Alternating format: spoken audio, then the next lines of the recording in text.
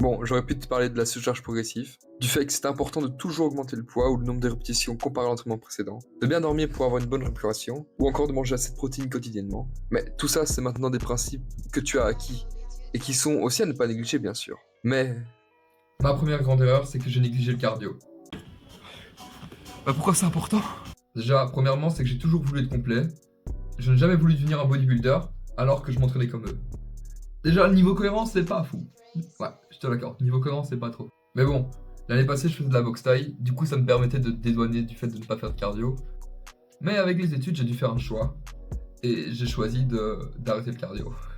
Je crois pas que j'aurais dû arrêter le cardio, car il y a quelques semaines, arriva ce qui devait arriver. Bon, t'as compris, pas besoin de plus d'explications, on passe. En plus, le cardio, ça renforce ton cœur comme rien d'autre. Le cœur qui est quand même le moteur de ton corps. Ça améliore la circulation sanguine, ce qui réduit le risque de maladie cardiovasculaire.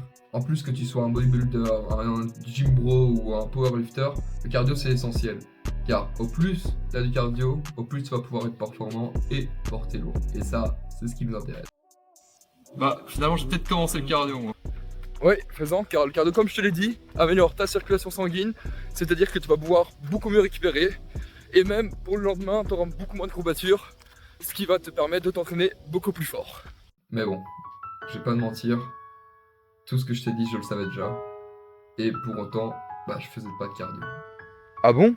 Donc qu'est-ce qui m'a poussé du jour au lendemain à rajouter du cardio dans mes séances? C'est un challenge. Ma salle avait organisé un challenge entre plusieurs coachs, dont il y avait une épreuve qui était le faire le plus de mètres maximum au rameur en 3 minutes. Et c'est ça, c'est le challenge qui me faisait pousser à battre les autres, qui m'a fait m'entraîner en cardio pour pouvoir les battre au rameur. Du coup, trouve-toi aussi, mets-toi un défi, trouve-toi quelque chose qui va mettre ton ego en jeu. Donc lance-toi des défis ou une épreuve avec tes potes, et si t'en as pas, inscris-toi à 10 km. Personne n'a envie d'être le dernier à la course. Et si ça arrive, tant pis mec, il faut bien dernier, tu vois, ce sera toi cette fois-ci. Mais bon, fais quand même les choses bien, essaye que la prochaine fois que tu te réinscris à cette course, de ne plus l'être. S'il te plaît, ne sois plus le dernier. Une fois, mais pas deux, ok? Moi maintenant ce que je fais, c'est que ça dépend de ma forme, mais de 7 à 10 minutes après ma séance, je vais faire du cardio en fractionné, genre du rameur, 1 minute d'effort, 1 minute de repos. Ou sinon, les week-ends, aller courir. La deuxième erreur, c'est vraiment une erreur que j'aurais pas dû faire, tu vois. C'est le fait que je ne sois pas abonné à la chaîne. Mec, abonne-toi. Plus sérieusement, abonne-toi quand même, bien sûr. Ça me ferait plaisir, mets un petit like et tout. Mais plus sérieusement, ma deuxième erreur a été la souplesse. Comme pour le cardio, j'en faisais la boxe taille, du coup je me disais, tranquille. Alors qu'en fait, il y a tellement de bienfaits. Premièrement, ça réduit le risque de blessure. Si t'es raide comme une planche et que tu fais un mouvement en full amplitude, genre un squat, t'as plus de chances de te blesser. En plus, la souplesse, comme pour le cardio, ça peut augmenter tes performances. Car quand tu fais une plus grande amplitude de mouvement, tu vas recruter plus de fibres musculaires, ce qui va te permettre d'avoir des plus gros muscles. La souplesse va aussi améliorer ta posture. Et c'est super important. Ok, tu risques d'avoir des problèmes de dos ou d'autres douleurs si tu tiens pas droit. Tu vois, ta posture, c'est pas qu'une question d'apparence, c'est aussi et surtout une question de santé mentale.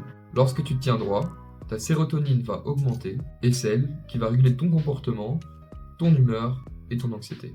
Donc, te tenir droit va te faire littéralement te sentir mieux et beaucoup plus confiant quand tu marches dans la rue ou dans ta vie généralement. Et de plus, ça va avoir une grande influence sur comment les autres te perçoivent. Une posture droite te donne l'air beaucoup plus confiant et beaucoup plus sûr de toi.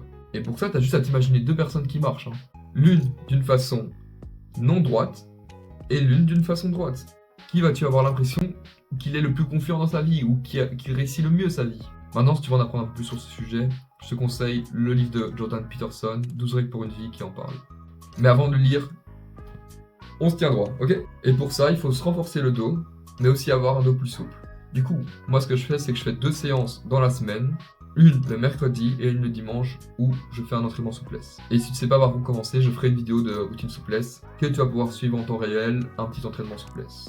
Une routine souplesse, un entraînement souplesse quoi. Ce que je t'encourage aussi à faire, C'est chaque matin, quand tu viens de te lever, juste prendre 5 à 10 minutes pour toi, où tu vas faire quelques mouvements d'assouplissement. Ça va permettre à ton corps de se réveiller et commencer déjà ta journée sur une bonne chose accomplie. Imagine-toi ça. Tu te lèves au matin, et au lieu de traîner en pyjama, tu t'attaques directement à une tâche que tu as prévue. qu'est-ce que tu vas ressentir lors de cette première victoire de la journée?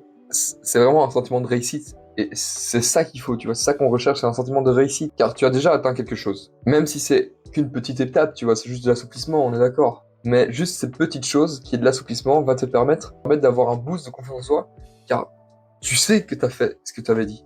Et tu sais que tu viens de te réveiller et que tu as fait une bonne chose pour toi. Mais c'est que du bénéfique. Tu vas te sentir mieux, tu vas partir sur une bonne base, tu seras en confiance pour ta journée, tu vas dire ok, là, je suis dans le mood, ok, je peux faire, je fais ce que j'ai dit. Je fais ce que je veux vraiment au fond de moi.